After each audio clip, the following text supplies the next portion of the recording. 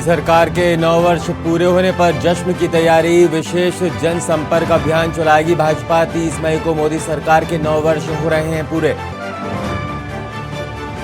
केदारनाथ धाम में फिर बिगड़ा मौसम का मिजाज, मौसम विभाग ने जारी किया अलर्ट, पंजीकरण पर 15 मई तक लगाई गई रोक।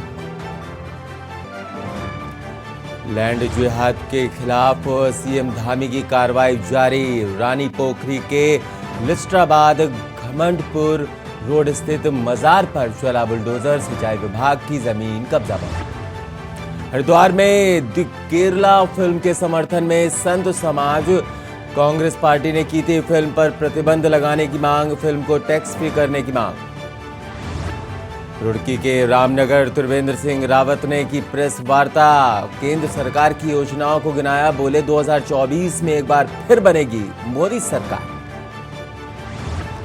कानपुर शुगर मिल के बाहर धरने पर बैठे कानपुर विधायक, किसानों की अधिग्रहण की भूमिका, नहीं मिला मुआवजा, मिल प्रबंधन ने लिखित में दिया आश्वासन। की न्यूज़, खबरों का सारथी।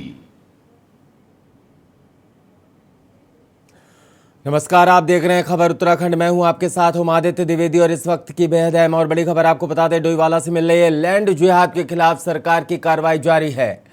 रानी पोखरी के लिस्टाबाद घमंडपुर रोड पर गरजा है बुलडोजर, बड़ी खबर इस वक्त की आपको बता रहे हैं। रानी पोखरी के लिस्टाबाद घमंडपुर रोड पर गरजा है बुलडोजर, मजार को प्रशासन ने बुलडोजर की मदद से हटाया है। सिंचाई विभाग की जमीन कराई गई है कब्जा मुक्त। इस वक्त की बेहद अहम और बड़ी खबर डोईवाला से, लैंड जिहाद के खिलाफ सरकार की कार्रवाई जारी है। रानी पोखरी के लिस्टाबाद घमंडपुर रोड पर गरजा है बुलडोजर, मजार को प्रशासन ने बुलडोजर की मदद से हटाया है। सिंचाई विभाग की जमीन कराई है कब्जा मुक्त।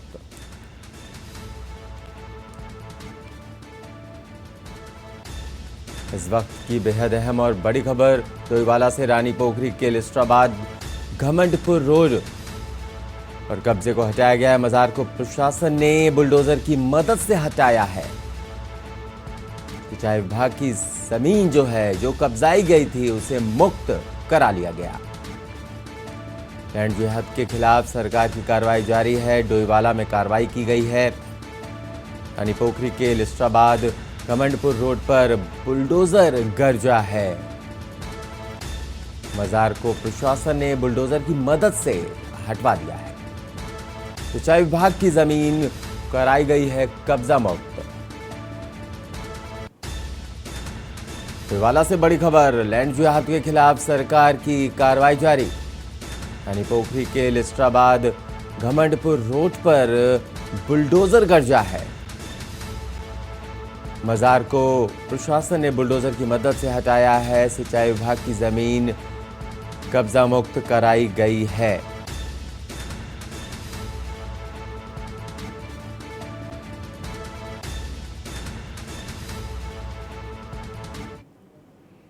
अगली खबर का रुख कर लेते हैं। हरिद्वार में मुख्यमंत्री पुष्कर सिंह धामी के सख्त निर्देश के बाद आपको बता दें, जिस तरीके से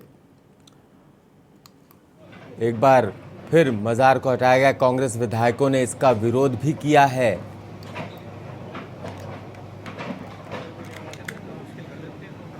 मजार हटाने पर हंगामा हुआ है, आपको बता दें। हालांकि बड़ी कार्रवाई जरूर देखने को मिली है।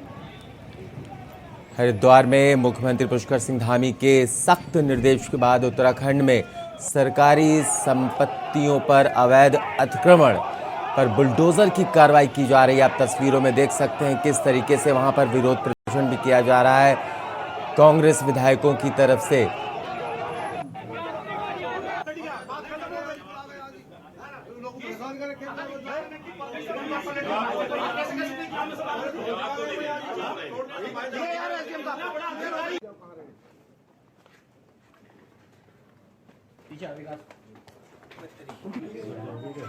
बड़ी लंबे समय की संभावना हो गई थी और माननीय सर्वोच्च न्यायालय का 2018 का सविता कुमार का बड़ा स्पष्ट आदेश है।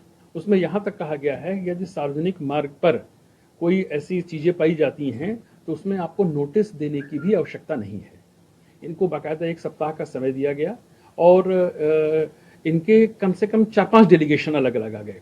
किसी डेलीगेशन का कुछ कहना था, किसी का कुछ कहना था। एक डेलीगेशन सहमत भी था कि हाँ उसको हटा दिया जाए सम्मानपूर्वक, लेकिन बाद में जब ये परिस्थितियां बनने लगी कि इस माहौल को दूसरी तरफ ले जाने का प्रयास किया जा रहा है तो प्रशासन को तात्कालिक रूप से उसमें निर्णय लेना पड़ा। और जहाँ तक माननीय विधायकों का है, ये हमारे सम्मानित जनप्रतिनिधि हैं और उनसे काफ़ी अच्छे माहौल में बात हुई थी, लेकिन बाहर निकल के क्या हुआ मैं नहीं जानता। सुप्रीम कोर्ट के हवाले, नियम के हवाले की जो आदेश हुआ उसके हवाले के, लेकिन क्या दिक्कत आ गई थी, समय से पहले उसे ध्वस्त करा दिया गया। सम्मानजनक तरीके से बात होनी चाहिए थी। जो व्यवहार किया गया जिलाधिकारी के द्वारा बहुत दुर्भाग्यपूर्ण। अभी इसी बारे में बात हो रही थी, जिस तरीके से समय से पहले तोड़ दिया गया, कोई ऐसा आश्वासन हमें नहीं मिला, इस तरह की बात उनकी तरफ से नहीं हुई। तो जनता के लिए ये अधिकारी हैं, जनता के लिए जनप्रतिनिधि है, प्रशासन भी जनता के लिए ही है, तो जनता की भावनाओं को और उनकी आस्था को हमें समझना ही पड़ेगा। टाइम लिया गया था, उस टाइम पर जो है स्वयं इसमें जो हमारी कमेटी थी सब लोग बैठ के बात सुन रहे थे कि क्या इनके जिस बात के लिए है मुद्दे को, लेकिन मुझे ऐसा लगता है कि बाहर जाने के बाद कोई अलग वर्जन आया, क्योंकि यहाँ पर बात तो सौहार्दपूर्ण तरीके से हो रही थी। बाहर जाने के बाद क्या रिएक्शन आया, क्यों आए, इस संबंध में जानकारी कर रहा हूं मैं। लेकिन जो भी ये अतिक्रमण, जो अवैध अतिक्रमण तोड़ा जा रहा है, इसमें पूरी कमेटी बनी जिससे पुलिस के अधिकारी, एलआईयू के भी लोग हैं, साथ ही साथ प्रशासनिक अधिकारी भी हैं। जो इनपुट आ रहे थे, बीच में मुद्दा आया था, इस मुद्दे के लिए लगातार वार्ता चल रही थी, लेकिन इस मुद्दे के बाद ही कहीं ऐसे इनपुट आए कि उत्तर प्रदेश के कुछ सरहदी जनपदों से काफी लोग के आने की संभावना, लॉ एंड ऑर्डर क्रिएट करने की संभावना, देहरादून से भी कुछ लोग के आने की संभावना। इस इनपुट को देखते हुए एक कमेटी के रिकमेंडेशंस पर ही कार्रवाई की गई। कोई एक धर्म संप्रदाय के लिए नहीं, सभी जगह कार्रवाई चल रही जहां भी अवैध अतिक्रमण, और आगे भी इस तरह से। खबर हरिद्वार से है, जहां सुप्रीम कोर्ट के आदेश के बाद उत्तराखंड के मुख्यमंत्री पुष्कर सिंह धामी के सरकारी संपत्ति से अवैध अतिक्रमण को हटाने के सख्त निर्देश दिए हैं। इसके बाद उत्तराखंड में सरकारी संपत्तियों से अवैध अतिक्रमण हटाने की कार्रवाई की जा रही है। जिला प्रशासन द्वारा आर नगर चौक के पास सड़क पर बनी मजार को हटाया गया था। इसके विरोध में हरिद्वार जिले के कांग्रेस के 5 विधायकों ने जिलाधिकारी से मुलाकात कर अपना विरोध दर्ज कराया। ये तो पक्का रास्ता है, जो करतारपुर वाला रास्ता है ना, इससे सीधा ही बालापुर गया है। गांव की सड़क। देखिए, अगर मुस्लिम समाज को अगर बैन ही करना है तो कम से कम उन विचारों को बैन करें जिससे कि ऐसी मुसीबतें आती हैं। मैं केरला फिल्म मैंने नहीं देखी है, तो मैं इतना समझता हूँ कि यदि किसी चीज़ को कोई आपत्ति है तो वो फिल्मों से आपत्ति ना करें, वह उन विचारों से आपत्ति करें। फिल्में समाज का आईना होती हैं, दर्पण होती हैं। मुझे लगता है कि कम से कम उन्हें अगर कुछ समझ में आ रहा है, कहीं बदलाव की ज़रूरत है, तो उसमें बदलाव करें, उसका विरोध ना करें। द केरला करके फिल्म आई है, उसमें धर्म परिवर्तन के ऊपर एक हिंदू लड़की को मुसलमान बना के इस तरह से किया जाता है। होता है, आपने देखा भी होगा, बहुत जगह होगा। अभी आपने उसका टुकड़े टुकड़े करके उस लड़की को मारा के नहीं मारा, और बाकी मारा के नहीं मारा, हुआ के नहीं हुआ। ये क्यों नहीं होना चाहिए ना। आप अगर प्रेम और भाव और श्रद्धा से रखते हो तो उसी तरह से, अगर मान लो कोई हिंदू लड़की है मुसलमान लड़के से प्यार करती है, तो फिर उसे मान सम्मान इज्जत वो तो मिलना चाहिए ना। उसके साथ इतनी क्रूरता तो नहीं होनी चाहिए ना। चीजें हो रही है समाज में, यदि उस चीज को दिखाएंगे, सभी में संस्कार पड़ेंगे, सभी लोग प्रेरित होंगे, तो ऐसी चीजें आनी चाहिए। बयान करने का क्या मतलब हुआ? के लिए है धर्म परिवर्तन जो है, जिसकी भी सत्ता रही है, पहले मुस्लिम औरंगजेब जैसे जो मुगल शासक रहे हैं, उन्होंने कितना अत्याचार किया, कितनी क्रूरता की है, और जबरदस्ती जो है हिंदुओं को मुसलमान बनाया है। तो ये तो बहुत ही गलत व्यवहार है, ऐसा नहीं होना चाहिए। यहाँ वक्त एक छोटे से ब्रेक का, जल्द होंगे हाजिर। आप देखते रहिए के न्यूज इंडिया। आप देख रहे हैं के न्यूज, खबरों का सारथी। देखें कौन नया खिलाड़ी आया है, समझा देते हैं, प्यार से समझाएंगे। ये तो अपनी जुबान है। जुबान एक हो तो दिल भी एक होने चाहिए। विमल, बोलो जुबान केसरी। गोल्डी हिंग का तड़का लगे तो सभी दबा के खाते हैं। गोल्डी हिंग, कण कण में जान। देखें कौन नया खिलाड़ी आया है, समझा देते हैं, प्यार से समझाएंगे। ये तो अपनी जुबान है। जुबान एक हो तो दिल भी एक होने चाहिए। विमल बोलो जुबां केसरी। आप देख रहे हैं के न्यूज, खबरों का सारथी। ब्रेक के बाद खबरों में आगे बढ़ते हैं। रुड़की के रामनगर स्थित एक निजी होटल में भाजपा की पत्रकार वार्ता का आयोजन किया गया, जिसमें पूर्व मुख्यमंत्री त्रिवेंद्र सिंह रावत ने पत्रकारों को संबोधित किया। पत्रकारों को संबोधित करते हुए पूर्व मुख्यमंत्री त्रिवेंद्र रावत ने केंद्र सरकार की उपलब्धियों का बखान किया। उन्होंने कहा कि देश आज सुरक्षित हाथों में है।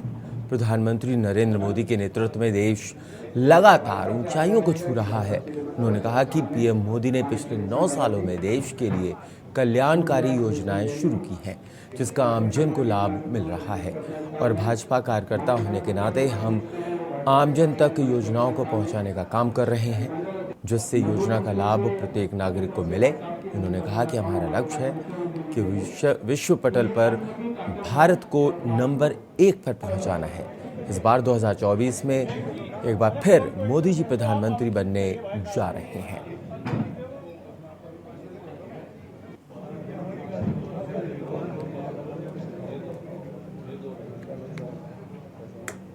मैं आगे करूंगा माननीय मुख्यमंत्री से 2024 का चुनाव है और बहुत महत्वपूर्ण चुनाव है। देश बहुत तेज़ी से आगे इन 9 सालों में बढ़ा है और तेज़ी से देश आगे बढ़े उसके लिए बहुत ज़रूरी है कि एक बार फिर नहीं, एक बार फिर और फिर भारतीय जनता पार्टी की सरकार बने और नरेंद्र भाई मोदी जी के नेतृत्व में बने। इसी को लेकर के मैंने आज प्रेस से बातचीत किया है। अब देखिए, कांग्रेस को मैं याद दिलाना चाहूँगा कि इकबालपुर शुगर मिल किसके समय में बंद हुई थी और किसके समय में खुली थी। तो वो केवल और केवल चुनाव की राजनीति कर रहे हैं और भारतीय जनता पार्टी समाधान की राजनीति करेगी। खबर हल्द्वानी से है, जहां कैबिनेट मंत्री सतपाल महाराज ने लोक निर्माण विभाग, सिंचाई विभाग, पंचायती राज विभाग और पर्यटन विभाग के अधिकारियों के साथ बैठक की और नैनीताल जिले के विकास कार्यों को लेकर विभागीय समीक्षा की। इस दौरान सड़कों की गुणवत्ता की शिकायत को लेकर सतपाल महाराज ने कहा कि जल्द सरकार एक ऐप बनाने जा रही है, जिसके माध्यम से सड़क में कहीं भी गड्ढा हुआ तो जनता उस गड्ढे की फोटो ऐप के माध्यम से भेजेगी, जो कि सीधे विभाग के पास पहुंचेगी, जिसे विभाग तत्काल ठीक करके उसी ऐप में ठीक करके सड़क की फोटो अपलोड करेगा। इसके अलावा उन्होंने अधिकारियों को सख्त निर्देश देते हुए कहा कि विकास कार्यों में गुणवत्ता की शिकायत अगर मिली तो तत्काल अधिकारियों के खिलाफ कार्रवाई की जाएगी।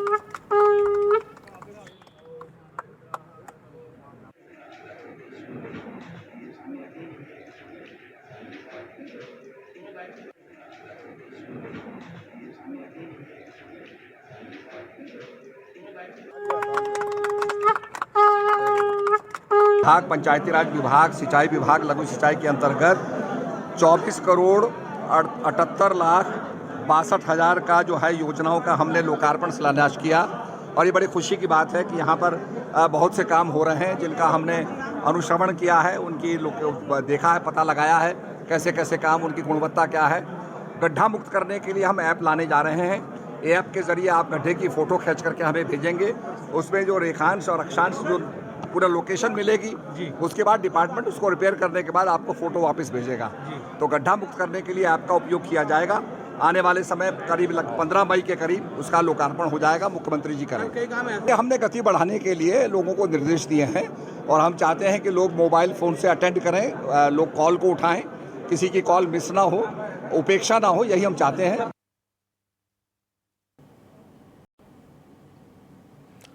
खबर नैनीताल से है, जहां मां नैना देवी मंदिर के 140वें स्थापना दिवस के अवसर पर इस वर्ष पहली बार मंदिर प्रांगण में 9 दिवसीय श्रीमद देवी भागवत कथा का आयोजन होने जा रहा है। मंदिर समिति के सदस्य राजीव लोचन शाह ने बताया, 21 मई ज्येष्ठ शुक्ल द्वितीया को प्रातः 8 बजे नगर में कलश यात्रा के साथ ही देवी पूजन और प्रतिदिन 3 बजे से 6 बजे तक कथा प्रवचन और सायं 6 बजे आरती और प्रसाद वितरण किया जाएगा। उन्होंने श्रद्धालुओं से अधिक संख्या में आने का आग्रह किया है ताकि आयोजन को सफल बनाया जा सके। राजीव लोचन शाह ने बताया, दूर दराज के श्रद्धालुओं के लिए श्रीमद् भागवत का फेसबुक के माध्यम से सीधा प्रसारण किया जाएगा।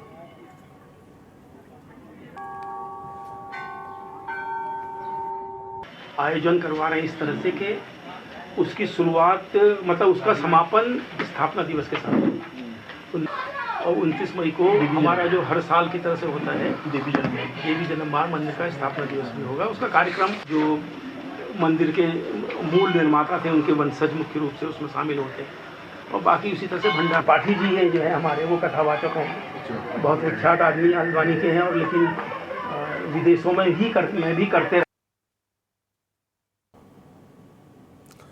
रामनगर में विधायक दीवान सिंह बिष्ट ने अपने कार्यालय पर मुख्यमंत्री राहत कोष से प्राप्त चेकों का वितरण पात्र व्यक्तियों को करते हुए कहा कि प्रदेश सरकार प्रदेश के विकास को लेकर पूरी तरह कटिबद्ध है।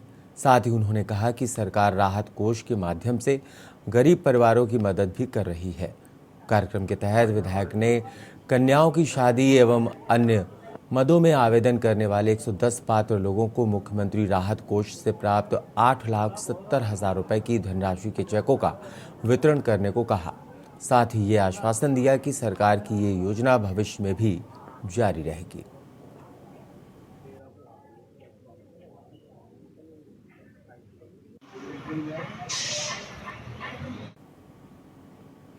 यह वक्त एक ब्रेक का, जल्द होंगे हाजिर। आप देखते रहिए खबर उत्तराखंड। आप देख रहे हैं के न्यूज। कर लेते हैं खबर खानपुर से है, जहां Dhanshree agro products private limited Iqbalpur sugar mill पर अपने हजारों समर्थकों और किसानों की भीड़ को लेकर खानपुर विधायक उमेश कुमार ने धरना प्रदर्शन किया और मिल प्रबंधन को कड़े शब्दों में चेताया। उन्होंने कहा कि कई सालों से किसानों का आप लोग पैसा दबाए बैठे हैं, जिसका भुगतान बहुत जल्दी किया जाए, वरना मिल की ईंट से ईंट बजाने का काम उमेश कुमार किसानों के साथ मिलकर करेगा। मिल प्रबंधन को फटकार लगाते हुए उन्होंने कहा कि किसानों की अनदेखी अब बर्दाश्त तो नहीं होगी, उसके लिए उन्हें चाहे जिससे टकराना पड़े, भीड़ से घबराएंगे नहीं। मिल प्रबंधन ने लिखित में आश्वासन दिया कि उनकी भूमि जो अधिग्रहण की गई है उसका मुआवजा लगभग 50 करोड़ आएगा, उससे प्राथमिकता के आधार पर भुगतान स्थानीय किसानों को किया जाएगा तथा 1 हफ्ते के भीतर 2.5 करोड़ का भुगतान किया जाएगा। अपने मालिकों से संवाद करने के बाद जो मांगे थी हमारी कि हमें एक रोड मैप दीजिए कि किसान का पैसा आप कैसे लौटाएंगे, आपके पास पैसे नहीं है, आपके पास संसाधन नहीं है, आप खुद कर्जे में हैं। तो उन्होंने एक रोड मैप हमें बना कर दिया था, जिसके संबंध में उन्होंने सार्वजनिक तौर पर, और ये आज पहली बार हुआ है कि कोई भी वार्तालाप बंद कमरे में मिल प्रशासन के साथ नहीं किया गया। जो भी संवाद हुआ वो मिल प्रशासन द्वारा सार्वजनिक तौर पर पब्लिक के बीच में आकर किया गया और उन्हें अवगत कराया। एक वो समझौता दिया भारतीय किसान यूनियन क्रांति को, इन्होंने लिखित में दिया कि हम जल्दी इसका भुगतान करेंगे। 2 करोड़ रुपए के करीब तो ये अभी करने जा रहे हैं 1-1.5 हफ्ते में, और बाकी लिखित में दिया अगर नहीं करेंगे तो फिर इलाज कर देंगे। इससे ज़्यादा भीड़ आकर आ जाएगी। और भाई जो मेरा राजनीतिक पार्टियों से हाथ जोड़कर निवेदन है वो किसान को लेकर राजनीति ना करें। अगर कोई भाई बार बार ये करने से कोई फायदा तो है नहीं। इन्होंने कह दिया कि भाई पैसा देंगे, देखो अब इनका ये बिकने वाला है, यहाँ ये कुछ जगह इनकी अखबार हो रही, सरकार द्वारा इन्हें पैसा दिया जाएगा 50-60 करोड़ रुपए। वो कह रहे हैं कि हम किसान को ही देंगे, उसमें तो ना तो कोई सोसाइटी को देगा ना बैंक को देगा। खबर रामनगर से है, जहां मीडिया सेंटर की स्थापना को लेकर पत्रकारों द्वारा लंबे वक्त से शासन प्रशासन से मांग की जा रही है तथा वर्ष 2010 में प्रदेश के पूर्व मुख्यमंत्री डॉक्टर रमेश पोखरियाल निशंक द्वारा जनसभा के दौरान रामनगर में मीडिया सेंटर बनाए जाने की घोषणा भी की गई थी, लेकिन आज तक रामनगर में मीडिया सेंटर की स्थापना नहीं हो पाई है, जिसको लेकर देवभूमि मीडिया क्लब के अध्यक्ष जितेंद्र एवं महासचिव राजीव अग्रवाल के नेतृत्व में पत्रकारों ने एक ज्ञापन विधायक दीवान सिंह बिष्ट व एक ज्ञापन नगर पालिका अध्यक्ष हाजी मोहम्मद अकरम को सौंपा है। मीडिया क्लब के पदाधिकारियों ने विधायक को सौंपा ज्ञापन में कहा कि मीडिया सेंटर स्थापना को लेकर कई बार प्रदेश के मुख्यमंत्री व अन्य लोगों को अवगत कराया जा चुका है, लेकिन आज तक मीडिया सेंटर बन नहीं पाया है। उन्होंने कहा कि पुराने तहसील परिसर में बहुमंजिल पार्किंग का निर्माण प्रस्तावित है, जिसके तहत इस बहुमंजिल पार्किंग में मीडिया सेंटर स्थापित किया जाए।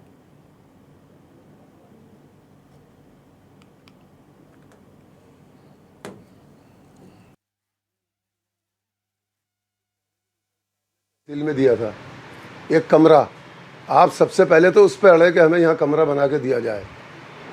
आपके पास लिखित भी है और आपका वहाँ कार्यालय भी चला था। अब आज की डेट में रामनगर के अंदर पेशाब घर बनाने को जगह नहीं है। कितने पेशाब घर तो तोड़ दिए गए, लोगों ने तोड़वा दिए। और जब ये मौका था, हमने लोगों से कहा तो कोई नहीं आया। माफियाओं के डर से हमने पार्क बना दिए और दुकानें बना दी नगर पालिका की, ताकि इनकम हो। माफियाओं के डर से सब उस पर नजरें थी। आज पोजीशन ये है कि आज जगह ही नहीं है।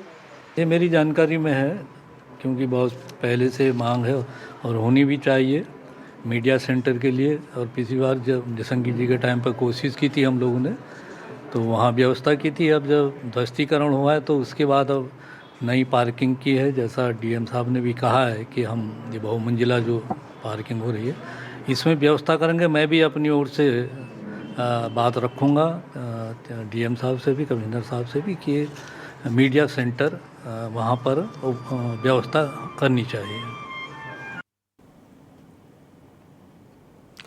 डोईवाला संयुक्त किसान मोर्चा ने डोईवाला तहसील में क्षेत्र की समस्याओं के निराकरण और दिल्ली में महिला पहलवानों के साथ दिल्ली पुलिस द्वारा अभद्र व्यवहार करने पर नाराजगी जताई है। नाराजगी जताते हुए जोरदार प्रदर्शन भी किया गया और राष्ट्रपति के नाम एसडीएम को ज्ञापन प्रेषित किया गया। डोईवाला संयुक्त किसान मोर्चा ने तहसील परिसर में दिल्ली पुलिस के खिलाफ प्रदर्शन करते हुए कहा कि दिल्ली में जिस तरह से पहलवान खिलाड़ी लगातार धरने पर बैठे हैं, उनके साथ इंसाफ होना चाहिए। साथ में डोईवाला क्षेत्र में पार्क और लच्छीवाला वन क्षेत्र के जंगली जानवरों से किसानों की फसल को बचाने की मांग करते हुए कहा कि बरसात के बाद किसानों की गेहूं की फसल को भारी नुकसान हुआ है। प्रशासन द्वारा किसानों के नुकसान की भरपाई की जानी चाहिए। इस अवसर पर किसानों में भी डोईवाला के ग्रामीण क्षेत्रों की सिंचाई नहरों पर भूमाफियाओं द्वारा लगातार अतिक्रमण किया जा रहा है। साथ ही रिवर ट्रेनिंग खनन निकासी द्वारा जिस तरह नदियों से खनन उठान किया जा रहा है, उससे जल स्तर नीचे जाने से किसानों को आने वाले भविष्य में परेशानियों का सामना करना पड़ेगा। हमारे किसान हैं आज बहुत बुरी हालत में है। सरकार की लापरवाही के चलते जो किसानों के खेत हैं वे बंजर होते जा रहे हैं। उसकी वजह यह है कि जो आवारा पशु और जंगलों से आने वाले जो जंगली जानवर है वो पूरी फसल को तहस नहस कर रहे हैं। मैं आपको बता दूं कि चांदमारी से लगता हुआ जो हमारा फॉरेस्ट का इलाका है, वहाँ पर रडार पे जाने के लिए जो रास्ता बना हुआ है रडार वालों के लिए, तो वो उस पर गेट लगा हुआ है, चारों तरफ तार है। जब कोई आवारा पशु लेकर जाता है तो जंगल में छोड़ देता है, लेकिन वो गेट खोलने, कोई भी आदमी गेट खोल देता है तो वो पशु वहाँ से निकलने के बाद वो खेतों में चले जाते हैं। और संबंधित विभाग को जो है सचेत करें। लोग जो महामारी जो हमारी बेटियां हैं, बहू हैं, जो कुश्ती खिलाड़ी हैं, उनके साथ अन्याय हुआ है। ब्रजभूषण की अभी तक गिरफ्तारी नहीं हुई, न उस पर कोई कार्रवाई हुई है। उसकी मांग को लेकर हमने सख्त कार्रवाई के लिए हमने ज्ञापन दिया। खबर हरिद्वार से है, जहां द केरला फिल्म के समर्थन में संत समाज ने कहा कि फिल्म के माध्यम से धर्म परिवर्तन की सच्चाई दिखाई गई है। द केरला फिल्म को लेकर विवाद थमने का नाम नहीं ले रहा है। कांग्रेस पार्टी ने फिल्म पर प्रतिबंध लगाने की मांग की है। मामला कोर्ट में भी गया था, मगर कोर्ट ने फिल्म पर बैन नहीं लगाया। फिल्म रिलीज होने के बाद अच्छी कमाई कर रही है। मध्य प्रदेश सरकार द्वारा फिल्म को टैक्स फ्री किया गया है। हरिद्वार के साधु संत भी द केरला फिल्म के समर्थन में खुलकर सामने आए हैं और कहा कि इस फिल्म में सच्चाई दिखाई गई है। इससे सभी को सीख लेने की ज़रूरत है, क्योंकि सनातन धर्म से जुड़े लोगों को ज़बरदस्ती धर्म परिवर्तन कराया गया था।